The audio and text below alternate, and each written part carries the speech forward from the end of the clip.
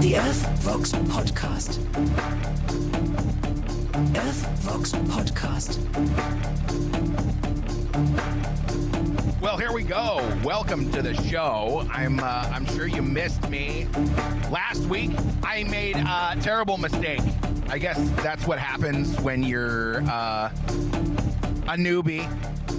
I guess I'm not that much of a newbie, but in terms of analytics and performance and reach, I have really no idea what I'm doing. So help me. You can do that regardless of your level of knowledge and experience in analytics and podcast promotion by hitting the like button, leaving a comment, or if you're on the podcast side of things, you can leave me a nice review, 5-star rating. I would super duper appreciate it. I think I'm going to explain myself further a little later on in the show. It's a lot about Iran, the Strait of Hormuz, and how corporations are using these excuses to squeeze more profits out of us. Because why wouldn't they? I mean, never let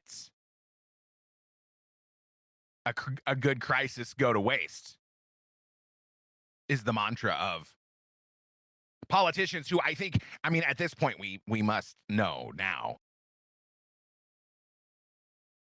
are really only interested in enriching themselves and doing, I mean, whatever it takes to maintain power and control, of course. Which is why the system is set up the way the system is set up. I mean, look how expensive gas is.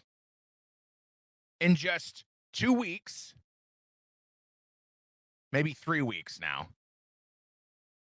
I do need to remember that I missed a week, and I have an explanation for you. Gas prices have gone up 70%. And it's such a scam. You know how long it takes Middle Eastern oil to reach your gas tank? 6 to 12 weeks.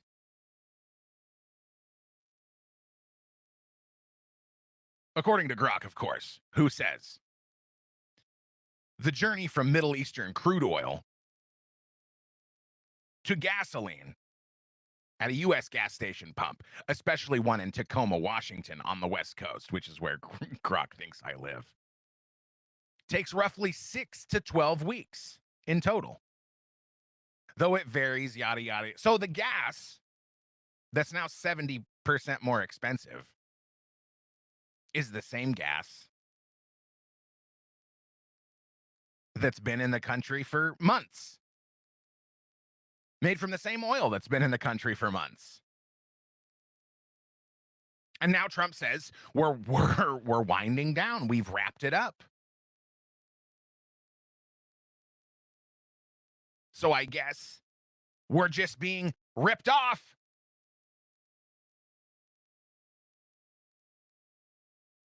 Where's where's the engagement? Where's the engagement with this kind of behavior? We're going to go protest ICE throwing illegal immigrants out of the country, but we're not going to protest massive corporations ripping us off with impunity for forever and always.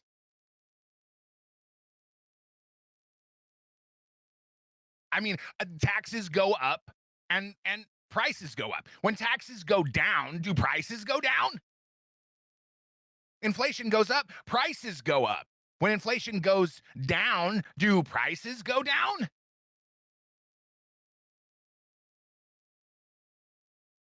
but it costs what it costs. Private corporations can charge whatever they want to charge, man. No big deal. Private businesses can just, I mean, I don't know. Am I making a crazy am I making a crazy socialist argument here? Am I wrong? Is this just capitalism at its finest? I mean, then maybe I have a big problem with capitalism. I mean, I never thought I did.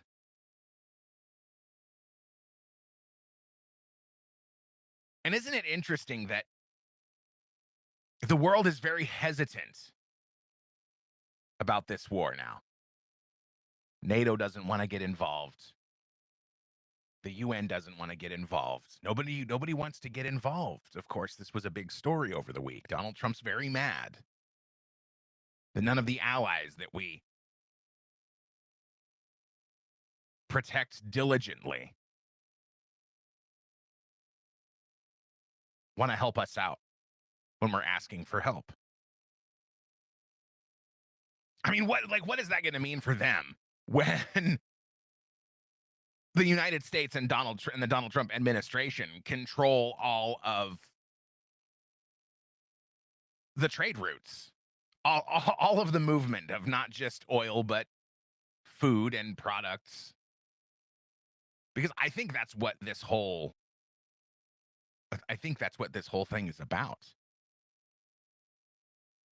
It's about controlling resources and the movement of those resources. Remember the Panama Canal from months ago? Wasn't it one of the first things? I think it was one of the first things that the Trump administration did. When did the U.S. seize? Maybe seize is the wrong word, but no, not 1900.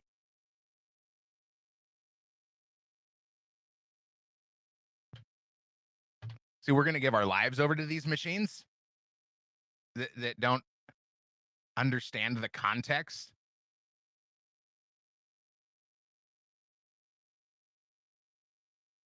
There's 2025. I know it was 2025. It doesn't give me a month, maybe March, according to some of these results. So almost a year ago now, we kicked China out of the Panama Canal, who had effectively seized control of it, did whatever they want, came up with crazy excuses as to why they had to shut it down just because they were exercising their control over the Panama Canal. Donald Trump came in a year ago and said, no more of that. He wants Greenland for the same reason. According to him, allegedly, I don't know, believe nothing. Believe nothing that anybody says. That's fine. But I mean, good luck guiding your behavior with no belief in anything that's going on. Which is what I tell myself when I look in the mirror. Greenland, he wants to control. I mean, should we pull a map up? I mean, how useless is that for the audio only listener? It's Google Earth. I wonder if Google Earth is like just a plugin now. Remember how cool that used to be?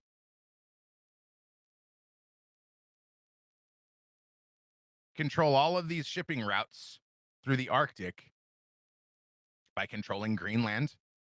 Create all the shipping routes along the equator by controlling Panama. But that's not enough because Trump also wants to control whatever's moving through past Venezuela and Cuba. And then I heard Patrick Bet-David talking about, oh, why can't I think of the name? Is it the Strait of I want to say Manuka, but I don't think that's right. The Strait of, if I just start typing it in, I think it was Manaka. Maybe it's Malacca. Google coming in clutch. The Strait of Malacca is a crucial 500-mile shipping lane in Southeast Asia. connecting the Indian and Pacific Oceans. Prepare for that to come up in further developments. Assuming that this is, of course, Trump's goal. And for some reason, I don't know, it's just, man, it doesn't make any sense, really. Does it? I mean, does it make sense? Please, like, tell me in the comments why it makes sense to you.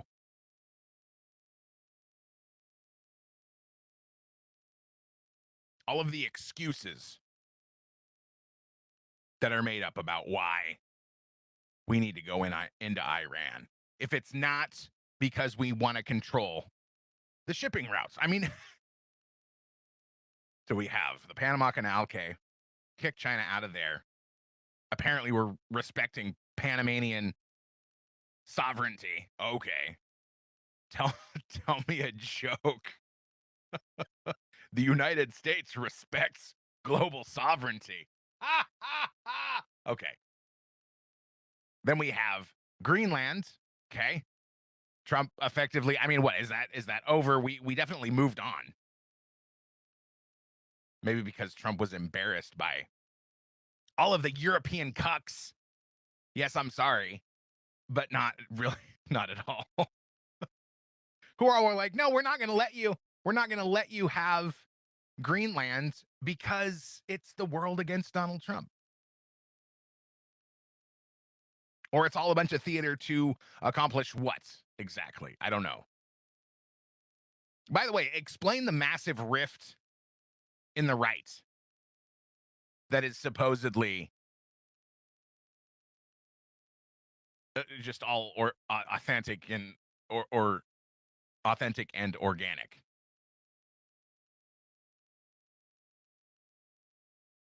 Because we have to consider the cognitive warfare, right? It should be no surprise to learn that our foreign adversaries are heavily engaged in cognitive warfare, financing propaganda, creating deepfake videos, and AI generated content meant to make you believe that something is happening that isn't really happening. Paying podcasters and Republican personalities to make you think that something is going on that's much more complex. And that's why I believe the simple answer is a return to American dominance of the waterways. You know, 50% of China's oil moves through the Strait of Hormuz. So we talk about China buys 10% of their oil from Venezuela. They buy a little bit more, maybe 12 to 18% of their oil from Iran. Okay. 50% of Chinese oil moves through the Strait of Hormuz. Is that motivation enough for the United States, China's greatest adversary, to take control of that shipping lane? Not to starve China of its oil. Oil has been moving through the Strait of Hormuz, headed straight for China ever since this all kicked off. China doesn't have to worry about insurance. China certainly doesn't have to worry about being attacked. And the United States says, look, if you want this oil to keep flowing through, don't get involved and don't be a dick. Because that's what's on the table for China and the United States. China wants to play its trade games, its currency games. Donald Trump says, okay, play your games. We'll shut off the valve if we want to. How's that for a negotiating position? That's what makes sense to me. And I don't know Iran. Where is Iran getting their enforcement? I mean, if we're winning, if we're almost done, how is Iran able to launch a missile into Israel? Which I believe. I mean, I'm pulling up right now. It's the latest news. We've got about 2 weeks of content to cover, although there's not a great variety, you could say. Which is not surprising, right? I mean, what is surprising is that the position that the mainstream media has taken, which is just kind of an indication to me of the capture of our media institutions. I mean, if you deny that our news networks and personalities have been, I mean, if they have been captured, then who do you decide to believe? And if they haven't been captured, then why don't you believe everybody?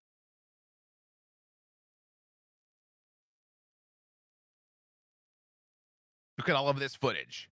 If you're watching the video, it goes live sometime. I'm trying different things, all right? I'm trying different things. We'll get there. But it's on Rumble, it's on X, it's on YouTube and Twitch also, unfortunately. Well, very underappreciated, in my opinion, but yes. I'm biased.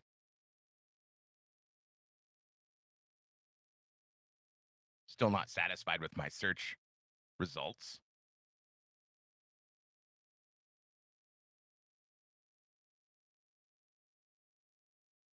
And I don't even know why I bother.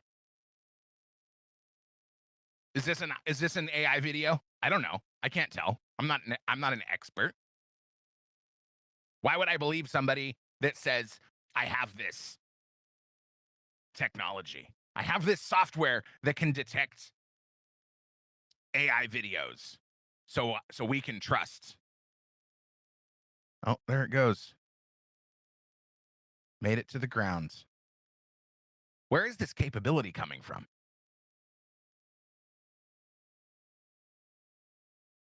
I mean, I thought we decimated. We decimated everybody, didn't we?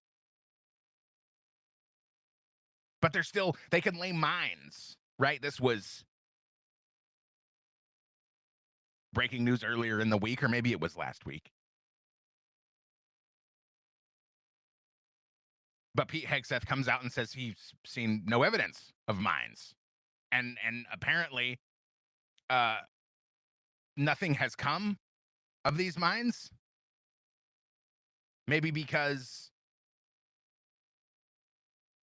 it was a load of bollocks, or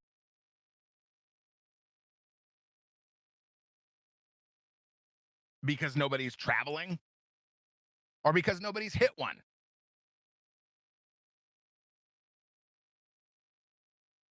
There's a question for Grok. How many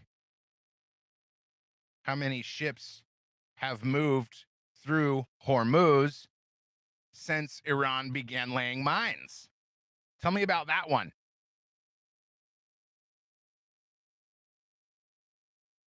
I mean, it seems pretty risky if you're Iran. And by the way, this this very stable, competent government that gets attacked by its enemies just starts firing missiles in every direction. Maybe that's why they don't have any allies in the area. Because they behave like that. Taking a minute to get me this answer. Iran possesses an estimated 5,000 to 6,000 naval mines, but they only dropped 12. They only dropped 12 in the Strait, according to other reporting. And somehow we're worried about this because it's 2026 and we don't have the technology to detect the mines. Roughly 60 to 80 commercial vessels, including tankers, have transited the Strait of Hormuz since Iran began laying mines around March 10th. This is a drastic reduction from the normal 100 to 135 vessels per day. I mean, is that drastic? That's like not even 50%. I mean, don't get me wrong. It makes a difference. Okay, granted. It's just the language. Like, why does everything have to be political? Why does everything have to have an agenda? And who is it helping? That's where I come down. Why is it helpful to lie every time you print something? Every time you make a video? Every time you address the people?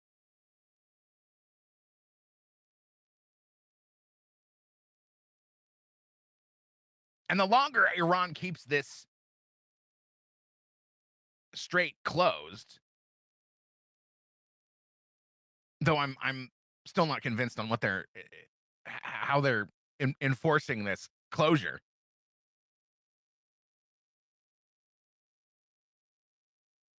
The more the world is going to turn on Iran. So is that good leadership?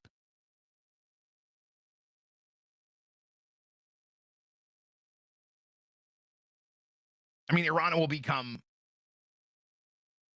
Cuba because that's the next move, right? Donald Trump says you will fully open the Strait of Hormuz, or I'm going to start blowing up everything. Let's see. Open Hormuz. See what that brings up on X, where you can follow me at earthvox. Top result from the White House. Donald Trump's Truth Social post. If Iran doesn't fully open without threat the Strait of Hormuz within 48 hours from this exact point in time, the United States of America will hit and obliterate their various power plants, starting with the biggest one first. Thank you for your attention to this matter, President Donald J. Trump.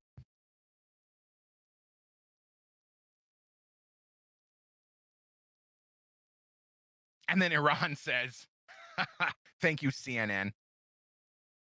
Iran says it will retaliate across the Middle East and irreversibly destroy critical infrastructure if President Trump carries out a threat to obliterate Iran's power plants, unless the Strait of Hormuz is fully open within 48 hours. Follow for live updates. Hard pass. No thanks. So, your conspiracy senses must be tingling.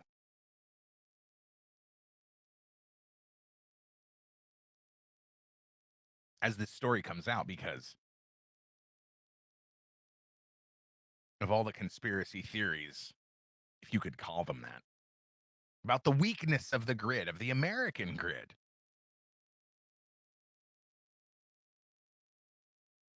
And now Iran's making threats. We're going to start taking the grid out, making more friends in the region. I guess.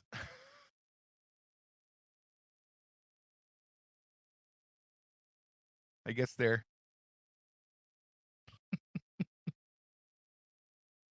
I don't know, man. Are they trying to be friendly? Do they want to integrate? Do they want to be welcomed into the wider world? Is that why we should just leave them alone? Just let them have their little caliphate in the Middle East. where all the energy comes from. Let them have their stranglehold on the Strait of Hormuz, where apparently hundreds of ships travel every day all over the world. Let's just we'll just give it back to them. Let back out. Oh, because Iran is winning the war, right? Have you heard that one? Iran is winning the war because they still have their attack capabilities, and they had a new Ayatollah who's apparently dead and gay. And everything will be fine. We've made our point.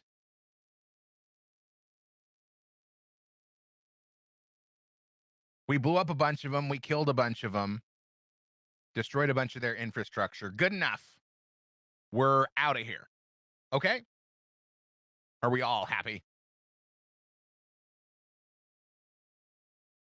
We killed a few ayatollahs. Blew up some military infrastructure. Good enough. And thank goodness. Now the war can be over. Because that's the most important thing.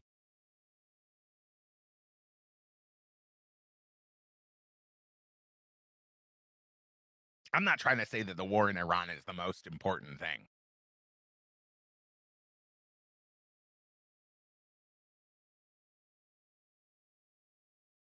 But what is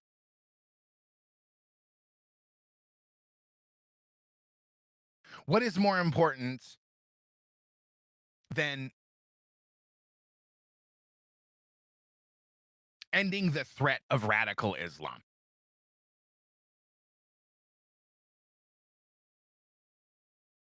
And how far would one have to go to ending the threat of radical Islam? Oh, but there's no threat. There's no threat, or there is a threat.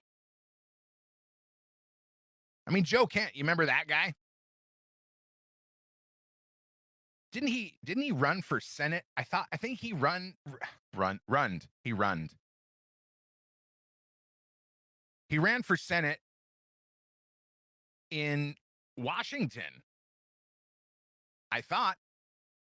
No, Congress. In 2022, Kent was, from Wikipedia, in 2022, Kent was the Republican nominee for Washington's 3rd Congressional District. Running as a supporter of Donald Trump, he defeated the incumbent Jamie Herrera Butler in the Republican primary, but lost to Democratic nominee Marie Gluesenkamp Perez in the general election. Kent ran again in 2024 and lost to Gluesenkamp Perez in a rematch. So Trump picked him up to be the 8th director of the National Counterterrorism Force. And he recently resigned because he thought that there was no imminent threats from Iran to the United States. I read the full letter. Ugh, no, I don't think so. Sorry, Raheem, I don't want to subscribe to your media publication. There's a good paragraph. As a veteran, from Joe Kent's letter, as a veteran who deployed to combat 11 times and as a Gold Star husband who lost my beloved wife, Shannon, in a war manufactured by Israel, I cannot support sending the next generation off to fight and die in a war that serves no benefit to the American people nor justifies the cost of American lives.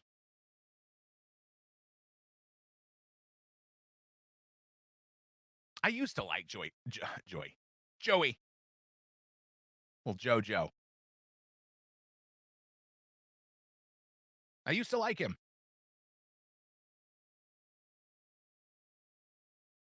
But after all this has come out, it's kind of hard. It's kind of hard to support his decision. I mean, I don't know. Would you rather believe this CIA guy? Is the Iranian regime committed to America's destruction, in your opinion? Yes. Does the Iranian regime have American blood on their hands since its founding in 1979? Yes. Has Iran plotted assassination attempts against Americans on American soil? Yes. Was Iran developing a nuclear weapon prior to our military action last June? And did Iran remain committed to developing a nuclear weapon in the lead up to this conflict? Yes. So I want to clarify on that because there's been much talk about a fatwa against the development of a nuclear weapon. Can you come back to that 1 second? Let me finish yeah, these. you bet. Okay. If left unchecked, do you think Iran would have the ability to develop missiles capable of reaching the United States? Yes. Did Israel force the U.S.'s hand and make us take action, as some have claimed? No. Director Gabbard, do you agree with the CIA director's assessment on that last question in Yes. particular? Is the Iranian regime committed to America? So that was John Radcliffe in Tulsi Gabbard's DNI confirmation hearing.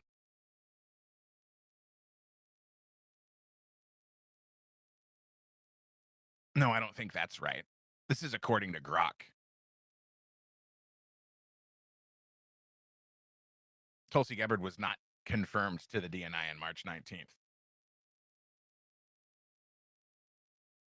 So take that for what it's worth. John Ratcliffe, director of the CIA, with arguably loads more information than what Joe Kent has access to, says that Iran is a grave threat to the United States, but it would seem not only to the United States, but to the rest of the wider world. Did you hear about the strike on the Diego Garcia base? Something like 4,000. What is this? From Eric Doherty. The post on March 21st. Wow. President Trump has been proven right again on the world stage. Iran just proved they can fire a missile way beyond the Middle East. Let's watch. Diego Garcia, a long way from the stated ranges of Iran's missiles. Remember, it's just a few years ago, the late Ayatollah said they don't have any missiles that go this far. So officials say it's very clear he was lying, as well as other Iranian officials. Diego Garcia, 4,000 kilometers away. For Charlie, let's put this in miles, about 2,500 miles. And previously, Iran said their missiles only go 2,000 kilometers, or about 1,300 miles. So clearly this demonstrates that 3 weeks into this war, Iran still has some ability to launch some ballistic missiles, and apparently some ballistic missiles that nobody knew they had, perhaps the CIA and Mossad as well. But President Trump says he thinks this war is starting to wind down after more than 15,000 missions between the United States and Israeli air forces, striking over 8,000 targets across Iran. And now we have the venerable A-10 Warthog, that 50-year-old warhorse, running strafing missions along the coastline against those small boats associated with Iran's Islamic Revolutionary Guard Corps. A-10 with that 30-millimeter cannon that shoots depleted uranium. Yeah, it's cool. I mean, we're crushing it. We're crushing it in terms of military might. And that's also, like, weirdly part of the propaganda. Oh, yeah, Iran shot down an F-35. It's not that good. Look at how not good this American stuff is. Look at how great the Iranian stuff is.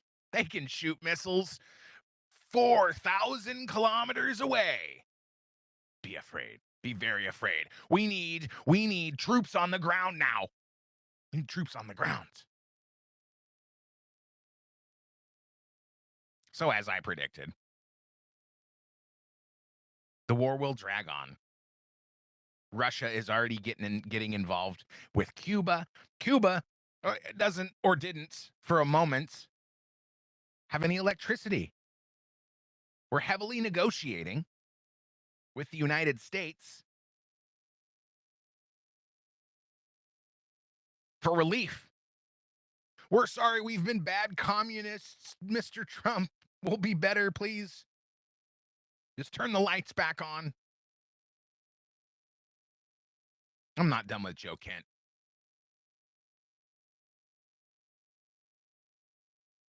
I just deviate there a moment because it's important to understand this isn't just between Israel and Iran and the United States. And more elements will become involved the longer this goes on. And it will start having political ramifications. And the mainstream media would love you to believe that Joe Kent resigning is one of the political ramifications for this reckless, chaotic Trump incursion into Iran. Yes, that's the mainstream narrative. I mean, it's not even the mainstream narrative. It's from the anti-Trump conservatives, from the libertarians. I'd love to hear their solutions for the unfettered spread of radical Islam across the world. That's what concerns me. But no, Joe Kent doesn't think there's an imminent threat. But isn't it interesting? Joe Kent wasn't in the room. He wasn't even invited. This post from Michael Rothman. Joe Kent spent today telling the world that Iran posed no imminent threat and that Israel manipulated Trump into the war. There's one devastating problem. An intelligence official confirmed to the Daily Wire that Kent was not part of the planning of the Iran war or the briefings on the war. He wasn't even read in. He didn't see the intelligence.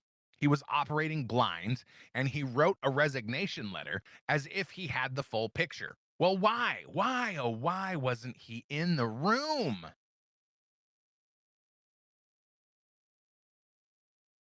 Because he was a leaker. Allegedly, reportedly. This post from A.G. Hamilton. FBI investigation found Kent leaked details from a classified server to a member of the media and had other leaks to Tucker.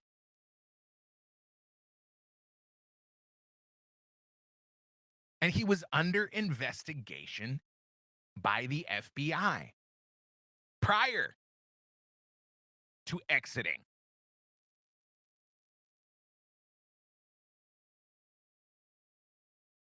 And he decided that now is the time. Now is the time to make my exit. Let's see what Laura Ingraham has to say here. Sources are saying that Joe Kent, the former director of the United States National Counterterror Center, this is from Semaphore, he just resigned.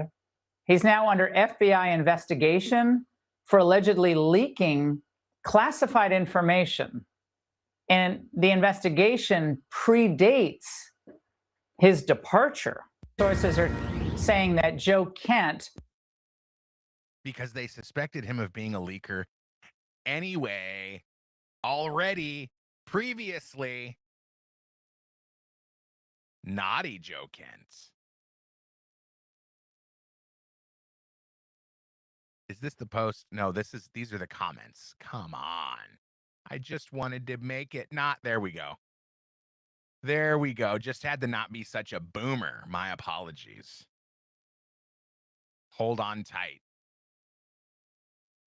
So why would he do this? Why would Joe Kent is a good guy, all right? He wouldn't do that. He wouldn't leak. What would he have to gain? Well, I don't know. Let's look at the money. How about we do that? I mean, is that still a viable source of information? Could you draw conclusions from finding out where his money comes from? I certainly hope so. Number one organization donating to the Joe Kent Victory Fund. from 2024 when he was running for Congress. Okay. Whatever. He's not running. I mean, he still got $50,000. And whatever this, I mean, I don't want to relitigate, but something changed with Open Secrets. I'm sure it was influenced by all of the companies that are buying politicians to force Open Secrets to change how they report dollar amounts, because these are pretty piddly amounts of dollars here, 43,900. Before it became so obvious that corporations were buying politicians, you could see much bigger dollar amounts into the millions. But Joe Kent, top donor, Albertsons companies. Okay, that whatever. Grocery stores, right? No big deal. They want no, it's fine. Who's worried about a grocery store? Okay, well, it's a company that owns many national grocery store chains. Okay, it's pretty huge. Owned by Cerberus Capital Management. Now, oh, did I just spoil it? Dang it. Look at the top recipient. The number one donor donations recipient of Albertsons companies is Kamala Harris.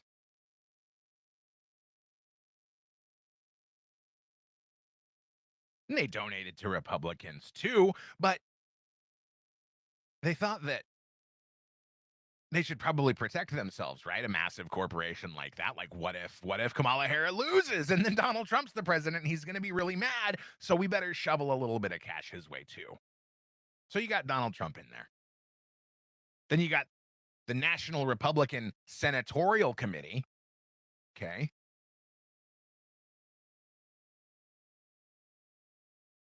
Then you have DNC Services Corp. And Joe Kent coming in 5th place. Then Democrat. And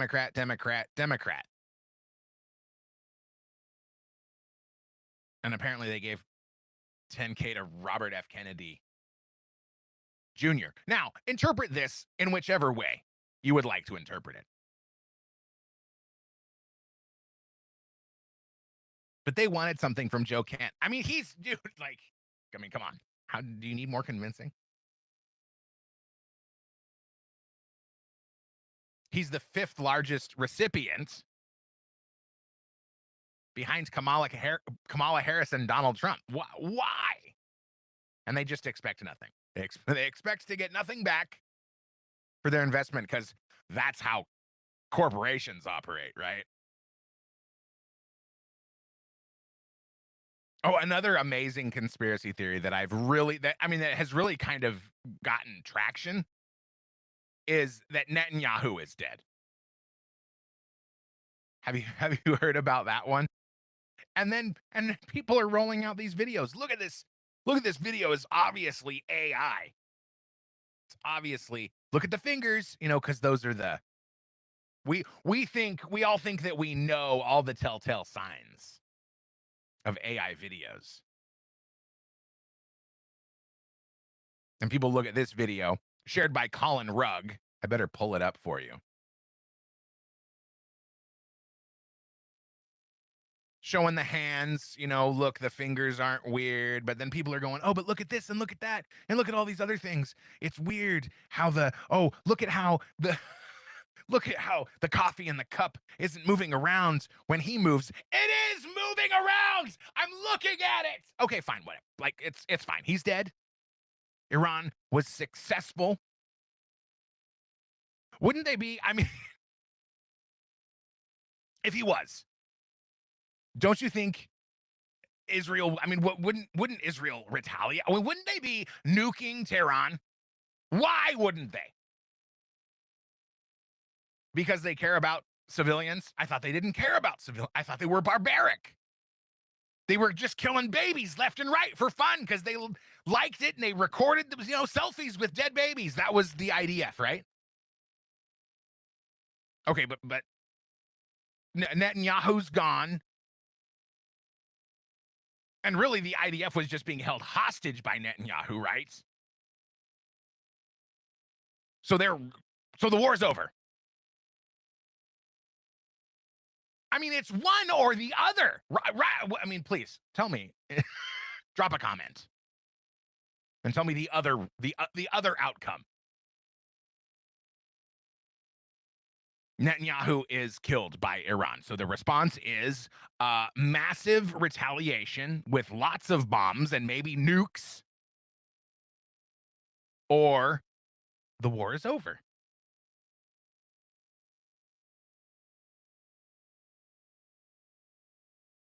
Why wouldn't it be massive retaliation? If they don't want the war to be over, then you retaliate, right? I mean, I don't know. I'm not a 4-star general. I don't not abreast of all the, deep military tactics.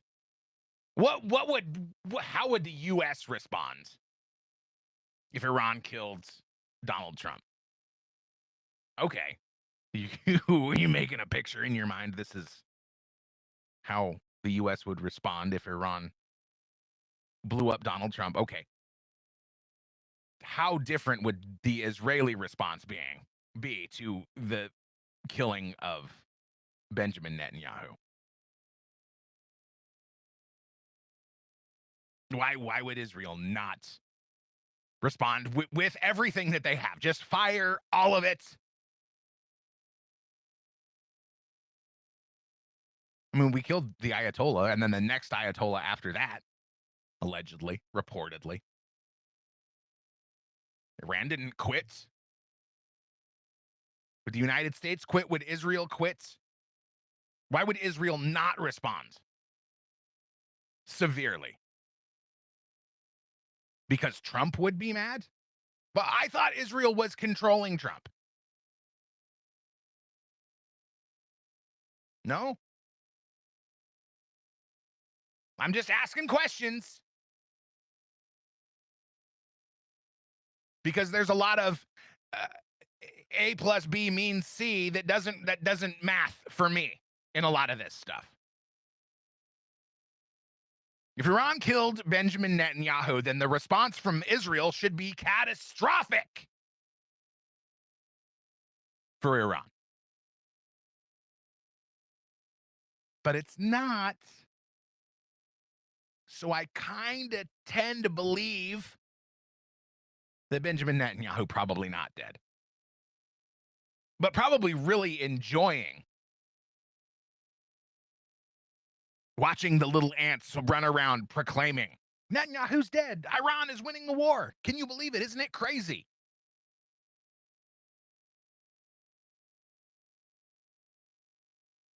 And no, we don't get to know what the ultimate outcome is. I'm sorry. I know you would all love your immediate answers, your instant gratification on what's really happening and what the ultimate goal is. I think it's probably controlling the trade routes. The coastal border of Iran is right there on the Strait of Hormuz. Not to mention, I mean, they do want nuclear weapons. I mean, I know it's been refuted. I mean, quite vigorously. But I just don't really think that that's realistic. I'm looking for I'm going through my search history trying to find what I wanted to ask about or what I had asked previously.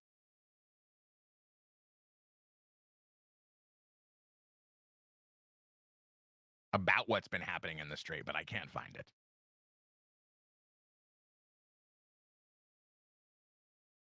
It's much bigger.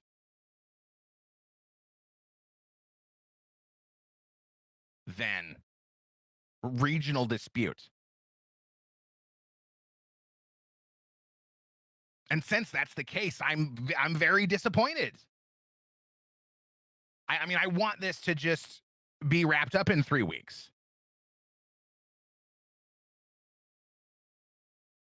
Now Trump says we want to wind it down. So I think we will see more involvement. Oh, that was one thing I missed. I did want to talk more about gas prices. But we'll come back to it.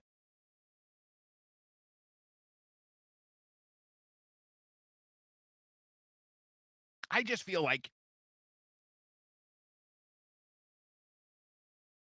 there will be no end to fossil fuels, to the reliance. I mean, I don't even want to, I can't. I hate that.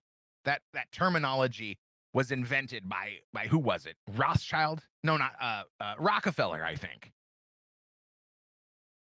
Invented the term fossil fuels because he wanted to create this impression that there was some rarity, which may or may not be the case, but it sure isn't proven. It's not confirmed. And Rockefeller sure as hell didn't know at the time, if I'm remembering correctly, that it was. I mean, I could be wrong. There was an oil baron that created the term fossil fuels because it made his oil companies more profitable.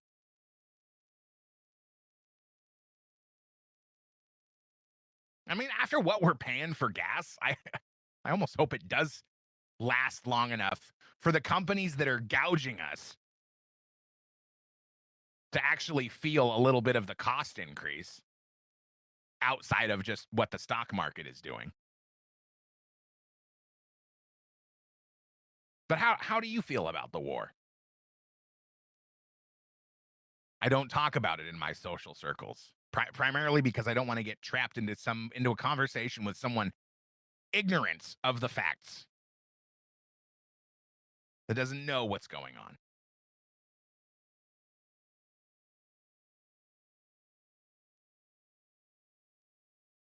What justifies it for you? For me, it's the radical Islam aspect of it. We don't get along.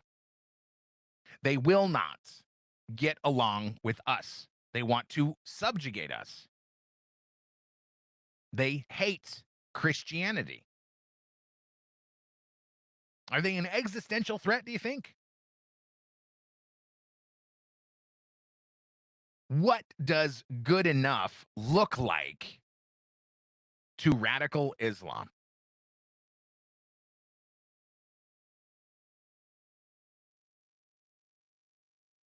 Is their theocracy compatible across the world?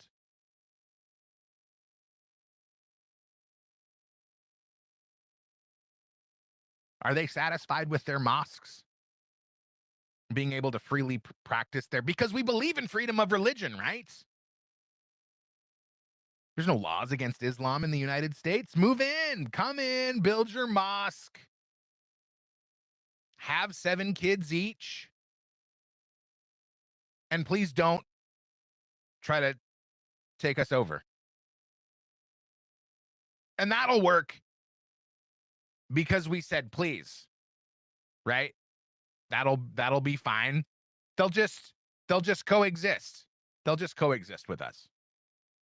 Here's Marco.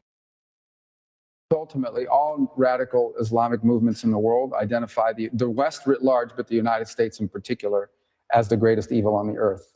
And every chance they have, the notion that somehow radical Islam would be comfortable with simply controlling some province in Iraq or Syria is just not borne out by history. Radical Islam has shown that their desire is not simply to occupy one part of the world and be happy with their own little caliphate. They want to expand. It's revolutionary in its nature. It seeks to expand and control more territories and more people.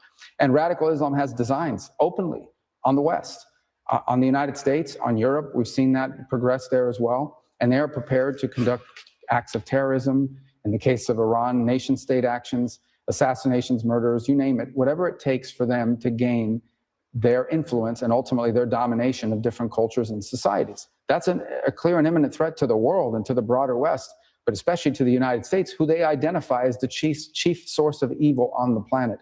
Okay, the reason why they hate the Kingdom of Saudi Arabia, the leadership of the UAE, of Bahrain, is because they've allowed the United States to partner with them. That's why they hate them. They consider them infidels for it. They hate Israel. But they also hate America, and they hate anywhere in the world that we have influence. They seek to attack it, including here in the homeland. If you look at the domestic terrorists, at the attacks that have happened here domestically, the overwhelming majority of them have been inspired by radical Islamic viewpoints. And that includes the shooting in the Pulse nightclub in Orlando, Florida. That includes the Saudi pilot in Pensacola, my home state, 2 attacks. You know, it's after hearing that, it's pretty impressive that we haven't been attacked more since the bombing of Iran began. Because they hate us. Prove me wrong. I mean, come on. Prove me wrong. Show me they don't really hate us. Show me they want to just peacefully, they just want to peacefully live in our country where the infidels live. They just like it here because, you know, the weather's nice and there's not there's not too many Jews. I'm sorry, if you're a fan of this show, you know I have no hate in my heart. It's all jokes. I don't even hate Muslims. Not on a one-to-one basis. I am very concerned about what these governments advocate for. Because according to Grok, and I really don't feel like I believe this, but according to Grok on this Sunni Shia split, those are like the 2 different flavors of Islam. According to Grok, individual Sunnis and Shias can coexist peacefully together. But when politics and governments and caliphates become involved, well, then it's an issue. Why don't I believe that? Why is that so? That seems so completely ridiculous and nonsensical. We can coexist on a one-to-one basis, but as soon as governments become involved, so as soon as they get any kind of power, then they can't. I mean, if they can coexist together, why is it Shia governments and Sunni governments? When Iran has a Shia government, they can't get along with the Sunni governments, and they cause problems. We don't like Saudi Arabia because, well, they're Sunni, but also because they partner with the great Satan. Yes, that's what we are. That's what we are to the people that that come into our country and try to build mosques. We're the great Satan. They want to live amongst the great Satan, but just to coexist.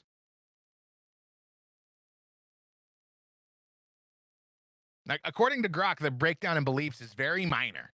Sunni and Shia Muslims are the 2 main branches of Islam. They split right after Prophet Muhammad's death in 632 AD, I will not say CE, over who should lead the community. Sunnis believed the leader, the caliph, should be chosen from among the most capable Muslims. Abu Bakr became the first caliph. Shias believed leadership should stay in the Prophet's bloodline. Ali, his cousin and son-in-law, was the rightful successor. Let's pick a side.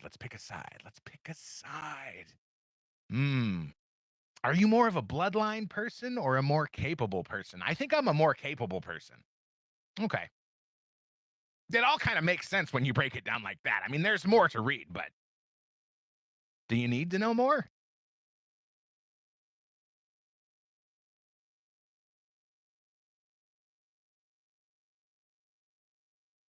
And as I predicted, I don't mean to pat myself on the back because it's kind of douchey, right? But Russia's getting involved with Cuba. Trump almost has Cuba crushed. They want to play nice. They want to negotiate. And Russia says, hold on. Here's some tankers. Oh, I got to verify that I'm not a robot. Want to see? I don't know. This always takes so long.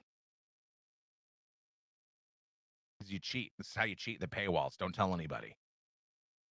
From the Financial Times, 2 shipments of Russian oil and gas headed to Cuba in defiance of U.S. Because the U.S. isn't just going to haul off and start shooting missiles at Russia. China is helping Iran by continuing to buy Iranian oil. And Iran is helping China by saying, you can move, all your boats can come through, no problem. Bring them right on through. Watch out for the mines. Like, what is that? Yeah, we're land mines. We're land mines, but we're very well organized, so we know right where they are, and don't worry about. Like, just, I mean, where does the mines story come from? And Hegseth says, I've had no reports of mines. I see no evidence of mines. But Iran says mines. And so then CNN says mines, and MSNBC says mines. Everybody's like, oh, there's Iran's winning the war. They're putting mines in the Strait of Hormuz. And we apparently don't have the technology to detect them or disarm them or blow them up or anything. We're just help. No, it's propaganda to make the insurance companies wet the bed. It's like all that Iran has left anymore. But they're winning the war. They sure are winning the war. What else? What else do I absolutely need to get to? I got 2 weeks of notes here because I screwed up, and we're almost there. I'm happy to tell you all about it. India decided to send some ships to help us in the Strait, Argentina as well. But Trump was pretty mad. He was pretty mad about our allies not helping us out. Done a great job. And when we want to know, do you have any minesweepers? Well, would rather not get involved, sir. I said, for 40 years we're protecting you, and you don't want to get involved in something that is very minor. Very few shots going to be taken because they don't have many shots left. But they said, we'd rather not get involved. I just want the fake news media and everybody else to remember that was said, because I've been a big critic of all of the protecting of countries, because I know that we'll protect them. And if we ever needed help, they won't be there for us. I've just known that for a long period of time, just like I knew about the Strait, that it would be a weapon. Done a great job. And when we want to know, do you have any minesweepers? Well, would rather not get.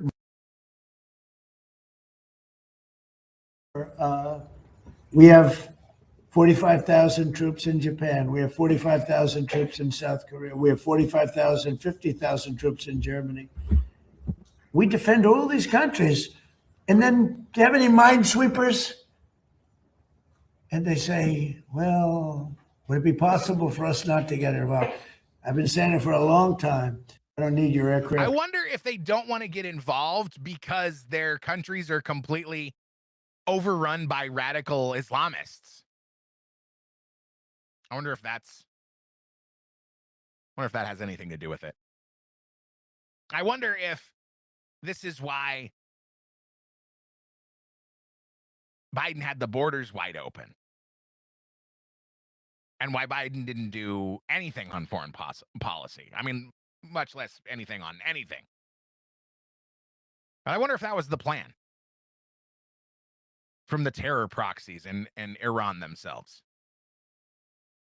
We can just say, if you do anything to make us mad, then we're going to activate our terror cells in your country and we're going to start blowing stuff up. So you better just do what we say. In the same way that they say we're going to close the Strait of Hormuz and you're not going to be able to get any of your stuff. I mean, that, like, come on. In real adult terms, how do you let that go? We're going to use all of our levers of power to just be dicks. And if we don't like what you do, we're going to shut down the Strait of Hormuz. And we can, and we will, and you better watch out. Well, who's laughing now? I don't believe that I don't believe that Iran has any enforcement mechanisms. I believe that their power structures are completely scattered. And I choose to believe that we've nearly accomplished our goals. Because I'm going to believe that there is a good guy. And maybe that's naive. But I mean, I'm talking about mental health here. You can't, for your own mental health, you can't think that everything is bad. You can't think that everyone is evil. Just look at facts and data and draw your conclusion and be optimistic. Because pessimism is no way to live your life. I think there are really bad people that are in control of entire countries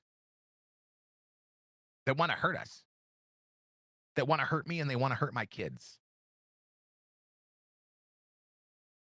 And some of them are in control of this government right now.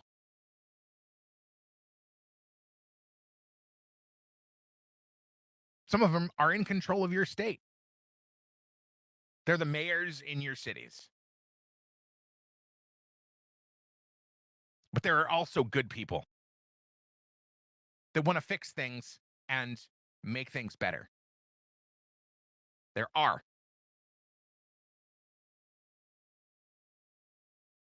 But the bad people have created this whole system that keeps them in power, that tries to block out good people. And that's what we're fighting against. That's what I'm fighting against.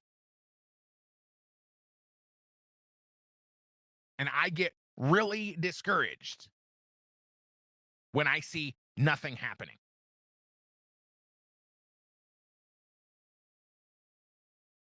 And I have to believe that there are good people trying to do good things, or I'm going to give up.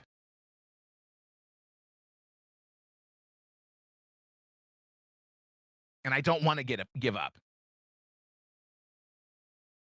But it's really hard when you're being bombarded nonstop with horrible stories and horrible theories that are designed to make you feel like there's no hope, that there is no good left, that the only people in control are trying to fool you into thinking that they're trying to do something good for you, but really they're only trying to do something bad. They're really only trying to fill their own pockets. They're really only trying to establish their own legacy.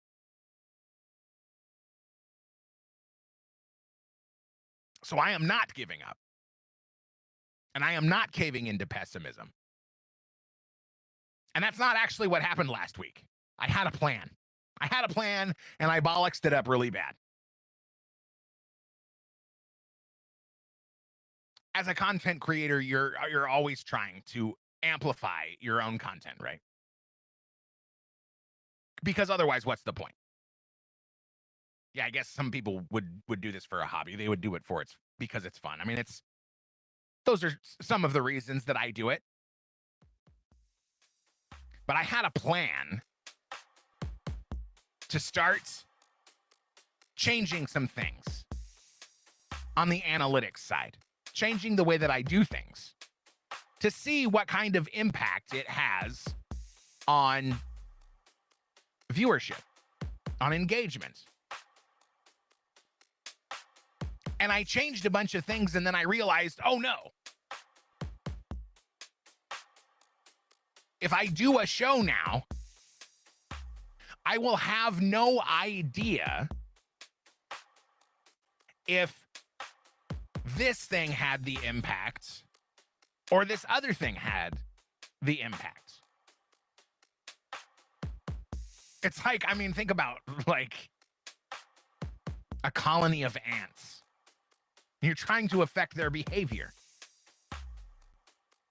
Well, if you introduce a bunch of variables all at the same time, then you really wouldn't have any idea which variable had which impact. And I screwed that up because I didn't realize that I realized too late that I wouldn't be able to track what was having an impact if I did a show last week. That's the short version. But it's also true that I am getting discouraged, that I am falling victim to pessimism. So I implore you, get in here. Tell me what you think. Tell me what you feel. I want to know what your opinion is on these things. So I need you to leave me a comment. At earthvox. Search out my Rumble channel, the earthvox podcast. Tell me what you think is really going on. I rely on your thoughts to inform my own opinion, so keep them coming. I do hear from some of you, and I thank you for reaching out to me. But if you haven't reached out to me, I want to know what you think. Because maybe there are some details that I'm missing. Maybe there are some aspects to the conflict that I haven't considered. Send an email to therealearthvox@protonmail.com or leave me a voicemail. That's 701-787-1121. The shows may be launching at a different time throughout this week. The live streams may be happening on different days throughout this week. It's all an effort for me to figure out what's going on, how to better market this show. And I could always use your help with that. But I'm not quitting. I'm not giving up. As always, I'll be back.